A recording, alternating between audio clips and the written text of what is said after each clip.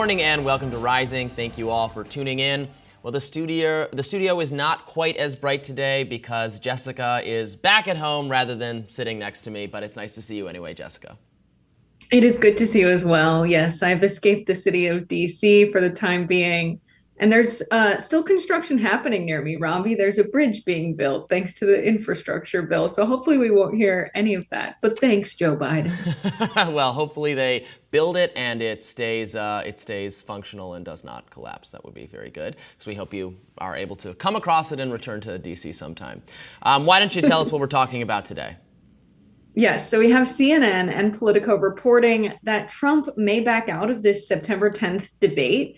The issue appears to be over what's known as hot mics. The Harris team wants the mics on throughout the debate, while Team Trump prefers a muted microphone.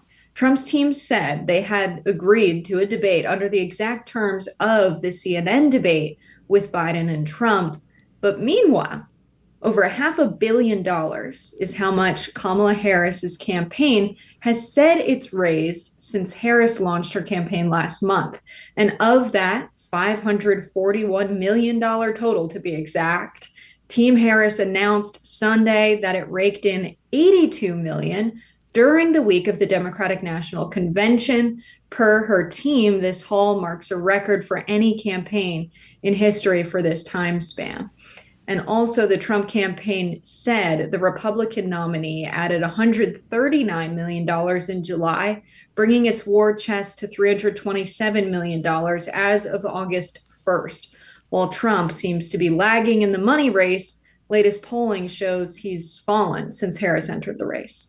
Well, many polls show Harris ahead. One Fairleigh Dickinson University survey published on Friday, Harris had a 7-point lead over Trump nationally there. The New York Times presidential election tracker shows she's leading nationally with 49% to Trump's 46%. Activote, which polled between August 15th and 23rd, shows Harris has a 5-point lead, and Angus Reid Global shows that she's edging Trump by 5 percentage points. It's important to note, however, Democratic pollsters are warning that the party should be wary. In 2016 polls, there was injected confidence that in the party that Hillary Clinton, of course, would beat Trump. Now we know who won that election. And in 2020, Biden beat Trump by a much slimmer margin than the polling suggested. So now pollsters are warning the Democrats not to repeat those same mistakes this election cycle. In Biden's 2020 pollster told Politico about the curveballs each election cycle, summing up, quote, "Something's going to happen in 2024. You and I right now don't know what that is." Yes, it's always important to remember that Biden was up like 7 points over Trump nationally at various points, and then his margin in the end, especially in the swing states, was this close. So even if she's up a little bit, and then of course Hillary Clinton was up a little bit and ended up losing. Now, what do you make of this debate news, Jessica? Because it sounds to me like, let me get this straight. The protocols for the CNN debate between Trump and Biden, I thought were perfect. I praised that debate. Everybody seems to think it was a great debate. It was better the candidates were not interrupting each other because their mics got cut. That was what Biden wanted for that debate, and actually it seemed like it worked out fine. Now Kamala Harris is saying she doesn't want that. She wants the mics on so that they can cut each other off. Maybe she hopes that Donald Trump talks over her or something and that turns people off. I think it should be the way it was last time because the way it was last time was perfect. No? Yeah, Robbie, if the mics are off when one person's speaking, how can Kamala Harris get her signature line in "I'm speaking"? Right. It's just ridiculous. It's really, I don't think, necessary to have both mics on. No one wants to watch a debate where they're talking over each other and you can't make out what they're saying. The whole point is they're giving their policy plans for like the whole country, for the highest office in the federal government. We kind of want to hear what they're saying. And so if this is, the end all be all for the Harris campaign, I can't imagine it is for this debate, that they're going to die on this hill of having the mics on. But if it is, that's a bit ridiculous. And so they're going to negotiate the terms of the debate. I think the CNN debate went very well. We covered it. And despite Biden not being able to string a sentence together very well, it was a well put on debate. The questions were fair. They allowed each guy to answer for their records. There were some questions specific to their personal records while in office. Maybe we'll expect to see that again. But I think the mics being off when the other guy was speaking was what made it such a success, because it could have devolved into chaos. Yeah, because I totally agree with that. The problem when the mics are on and they're both, if they both try to talk over each other, then the moderators have to get involved to cut one person off, and then that seems like the moderators are intervening when that's their job in that situation. The mics being off allowed, someone to make their statement, and then you got the rebuttal from the other person. We tested it. It was a really good debate. It revealed that Joe Biden was not at all up to the task of running for president again. And so now we have Kamala. She shouldn't be fearing it's exactly as you said. It sounds like they're trying to artificially construct the I am speaking moment or something. That seems just totally ridiculous. I think they should. I hope they work this out and they agree to debate. Now, of course, there was also some reporting that Donald Trump doesn't want to do a debate with ABC because he doesn't like. I think an interview they did with Tom Cotton where they seemed very biased and very unfair. Again, CNN did a great job, and now there's a different, and I wouldn't say that if it weren't the case. We criticize CNN all the time, but Dana Bash and Jake Tapper did a good job. They should just do the debate with them again, now that it's a different candidate in the mix. That would be fine with me. Or one with them and one with Fox, or one with them and ABC and Fox, and we've not had an opportunity ever for them to debate each other. It's a new candidate, so let's have 2 or 3 debates again. Yeah, I think they see Trump preparing with Tulsi Gabbard. Who knows if she's preparing the same attack line she had against Harris for Donald Trump, but maybe changed a little bit so he's not hitting her from the left. Although I don't think he really cares about the political spectrum in any meaningful way. He just wants to hit back at his opponent.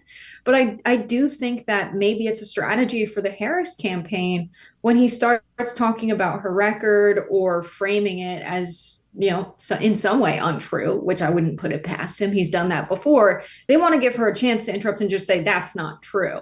And so letting him talk for a minute straight and having her own everything the Biden administration did, and maybe misframing some of their policy decisions or the impact of, their tax plan, for example. They don't want him to be able to explain something that's not true. There were a lot of lies he told in the first debate.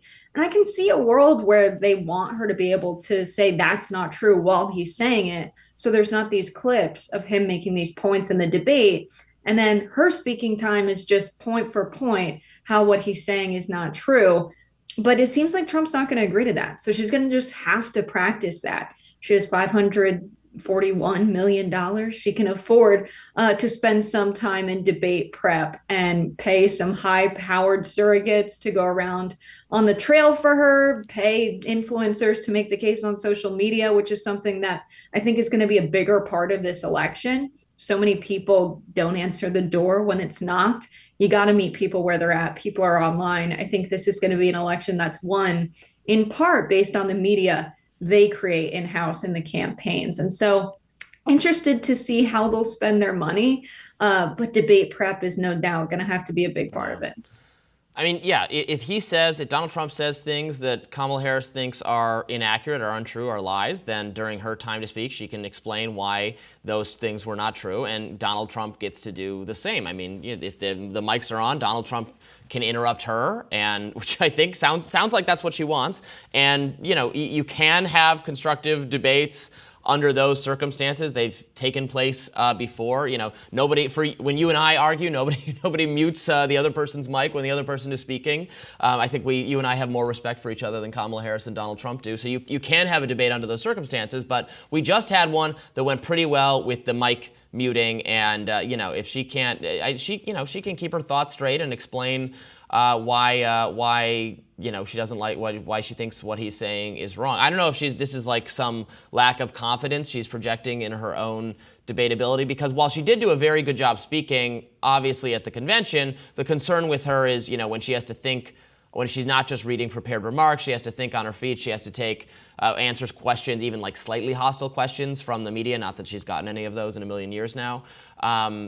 She says she doesn't sound the way Joe Biden sounded, but she kind of start saying those vague, circular things about the passage of time and the changing of change and that sort of thing. So I guess we'll see if any of that emerges. Really do hope they work something out. It would be certainly to America's detriment not to have any further debates. There's never been a bit of debate between Donald Trump and Kamala Harris, one of which will be the next president of the United States. More Rising right after this.